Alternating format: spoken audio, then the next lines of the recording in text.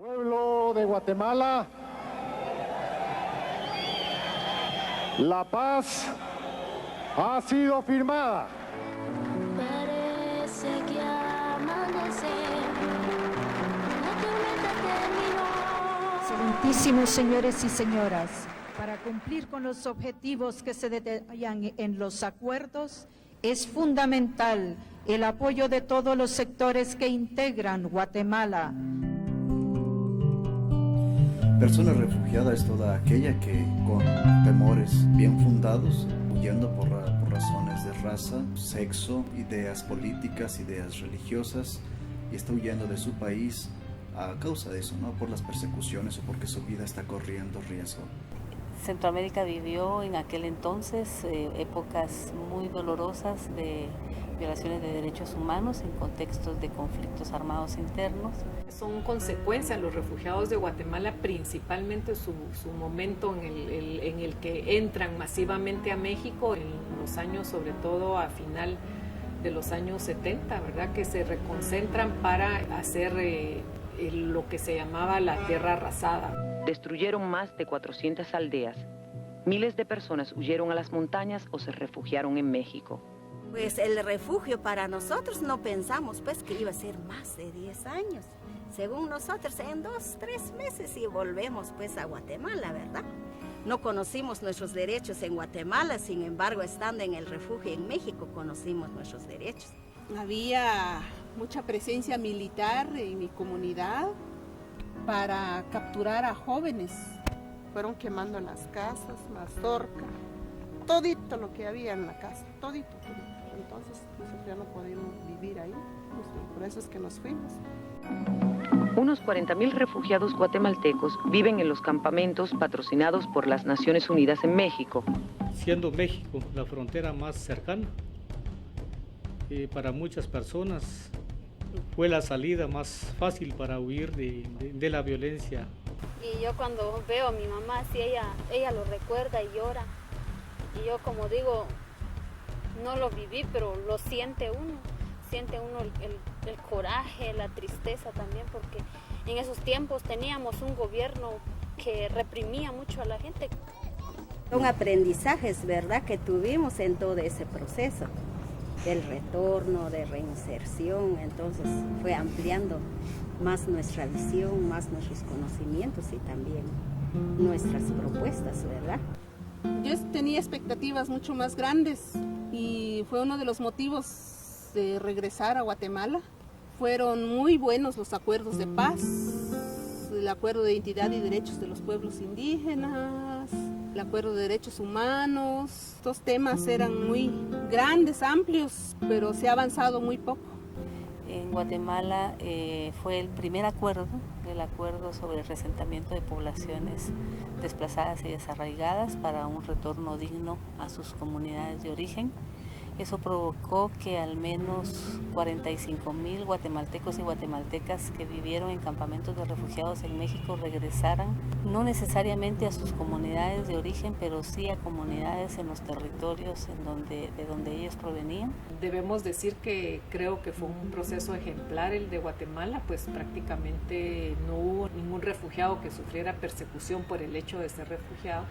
Según los datos oficiales hubo muchas más, pero 45,000 personas guatemaltecas gozaron la protección de estados vecinos y fundamentalmente del Estado mexicano para recibir esa protección. Hablamos de 45,000.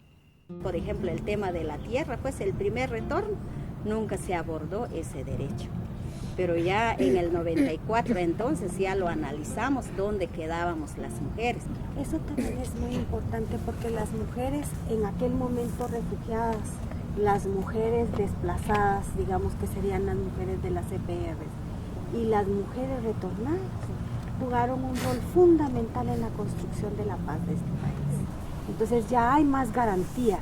Es sumamente valioso reconocer el papel que juegan las mujeres indígenas en la construcción de la paz y quizás me parece a mí ese es uno de los mayores balances positivos 20 años después de la paz. Están defendiendo también el derecho a que sus familias no se vean en la necesidad de emigrar. El reconocimiento al papel de las mujeres en los procesos de paz, porque al final las mujeres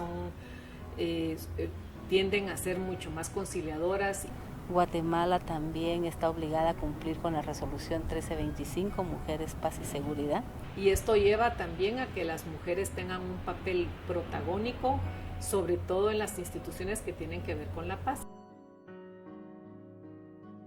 Están conmemorando 20 años de este año, en 2016, de la firma de la paz.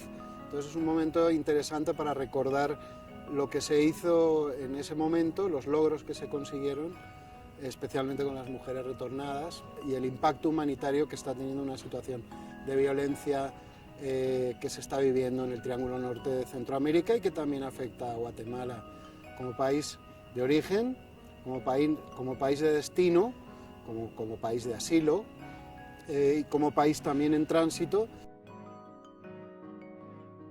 Ahora hay guatemaltecos y guatemaltecas en necesidad de protección internacional por las maras, por las cuotas, las amenazas y represalias a algunas acciones políticas o algunas acciones de trabajo social, defensoras de territorios y de la ecología. Estamos muy preocupados de que en este contexto Guatemala se convierta en el patio trasero del patio trasero de una región que está viviendo una crisis humanitaria de migración, desplazamiento forzado, refugio. ¿Y qué va a pasar después de los resultados de las elecciones en Estados Unidos?